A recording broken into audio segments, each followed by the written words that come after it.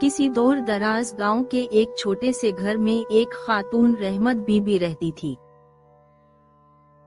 वो बहुत नेक और खुश इखलाक थी। उसकी कोई औलाद ना थी। उसका खाविंद बरसों पहले फौत हो गया था। वो बहुत गरीब थी। उसने घर पर कुछ मुर्गियां और बकरियां पाल रखी थीं, जिससे उसका गुजर बसर होता था।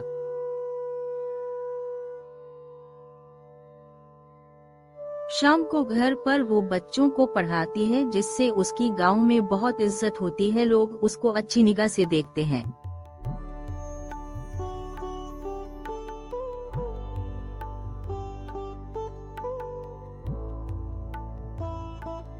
अस्सलामुअलैकुम अम्मा। वालेकुम अस्सलाम भाई, कैसे हो? मैं ठीक हूँ, आप ठीक हैं? हाँ बेटा, मैं भी ठीक हूँ। शुक्र है उसकी जात का, वक्त अच्छा गुजर रहा है। अम्मा, ये मेरा बेटा है। ये अभी छोटा है, स्कूल नहीं जाता। मैंने सोचा है कि आप इसको पढ़ा दिया करें। हाँ बेटा, रोज इसे शाम को भेज दिया करो। ठीक है अम्मा, अब मैं चलता हूँ। खुदा हाफिज।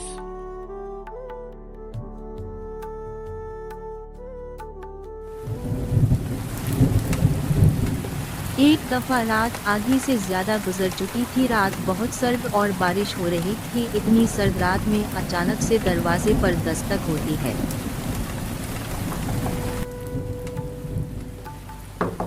अरे, ये आधी रात को कौन आया है? खुदा खैर करे।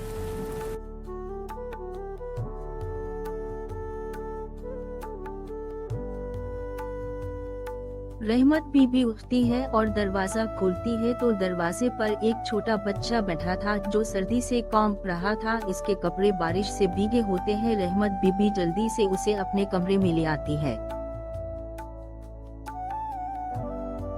वो इसको कंबल ओढ़ती है और पीने के लिए दूध और खाना देती है।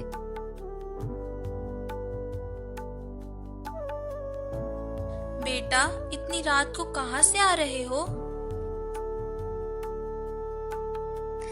अम्मा, मैं बहुत गरीब हूँ। मेरे वालिदैन फौत हो गए।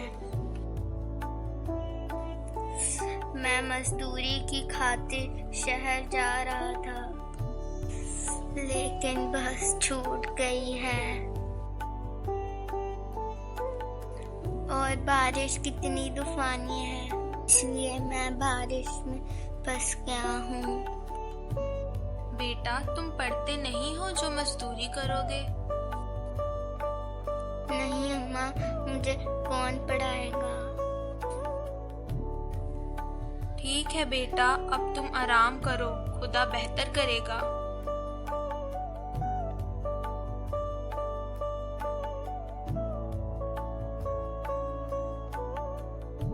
कुछ दिन रहमत बीबी उस बच्चे की देखभाल करती है और उस बच्चे को अपना बेटा बना लेती है।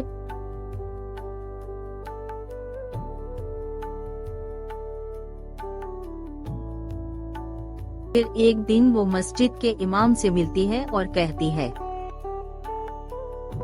बेटा, मेरा एक काम करोगे? जी जी, क्यों नहीं, आप हुक्म करें। बेटा, मेरा बेटा घर पर है। उसको पढ़ने का बहुत शौक है, लेकिन यहाँ पर कोई स्कूल नहीं है। क्या तुम इसको शहर में किसी स्कूल में दाखिला करवा दोगे? अम्मा, आप उसको कल तैयार कर दीजिएगा। मैं उसको कल साथ शहर ले जाऊंगा और शहर के बड़े स्कूल में दाखिला करा दूंगा। ठीक है बेटा, खुदा तुम्हारा भला करे।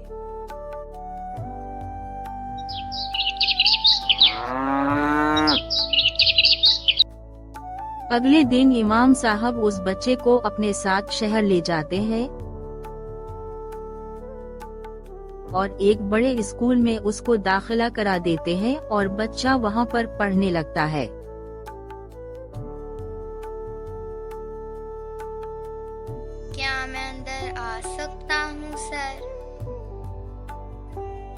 हाँ हाँ। बेटा, क्या बात है?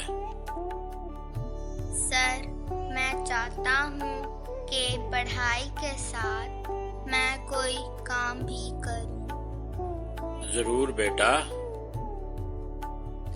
आप क्या मेरी मदद कर सकते हैं? मेरा एक दोस्त है जिसकी दुकान है, मैं उससे बात करता हूँ।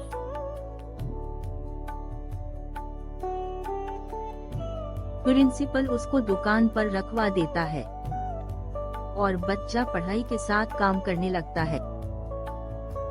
इसी तरह वो पढ़ते हुए जवान हो जाता है। इस तरह दिन हफ्तों में और हफ्ते महीनों में और महीने सालों में बदल जाते हैं। अब रहमत बीबी बूढ़ी हो जाती है और बीमार रहने लगती है। उसकी देखभाल करने वाला भी नहीं होता, बस गांव वाले उसकी तमारदारी करने आते हैं। अरे अम्मा, क्या हाल है? आपकी तबीयत तो ठीक है ना? ठीक है बेटा, खुदा तुम्हारा भला करे। मैं ये आपके लिए कुछ दवाइयाँ और फ्रूट लाया हूँ, ये ले लें। खुदा तुम्हारा भला करे और सब गांव वालों का। आप सब मेरा ख्याल करते हैं, वरना मेरा कौन है? अम्मा, हम सब भी तो आप ही के हैं ना? मेहरबानी बेटा, खुदा तुम्हें औलाद का सुख नसीब करे। आमीन। अच्छा, तो अब मैं चलता हूँ, मुझे इजाजत दें। खुदा हाफिज। वक्त उसी तरह गुजरता है कि एक दिन गांव में एक बड़ी सी गाड़ी आती है और रहमत बीबी के दरवाजे पर आकर रुकती है। उस गाड़ी से एक खूबसूरत लड़का उतरता है और सीधा रहमत बीबी के घर के अंदर दाखिल हो जाता है। सब हैरान रह जाते हैं। वो लड़का वही यतीम बच्चा था जिसकी देखभाल रहमत बीबी ने की होती है। अम्मा देखो, मैं आ गया हूँ। बेटा, मैंने तुम्हें पहचाना नहीं, कौन हो तुम? अम्मा, मैं वही यतीम बच्चा हूँ जिसको आपने एक सर्द रात में अपने घर में पनाह दी थी। दूध पिलाया था और खाना भी खिलाया था। आज मैं जिस मकाम पर हूँ वो आप ही का दिया हुआ है। आप उस रात मुझे सहारा ना देती तो आज मैं इस मकाम पर ना होता।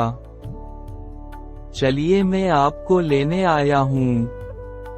वो लड़का अब शहर का एक बड़ा आदमी बन गया था। वो रहमत बीबी को अपने साथ शहर ले जाता है और अपने घर पर अपनी बीवी बच्चों के साथ रखता है और उसका इलाज करवाता है। रहमत बीबी भी बहुत खुश होती है क्योंकि उसको उसका बेटा मिल जाता है जो उसकी देखभाल करता है। इस कहानी से ये जाहिर होता है कि इंसान की रहमदिली हमेशा इंसान को खुशी देती है।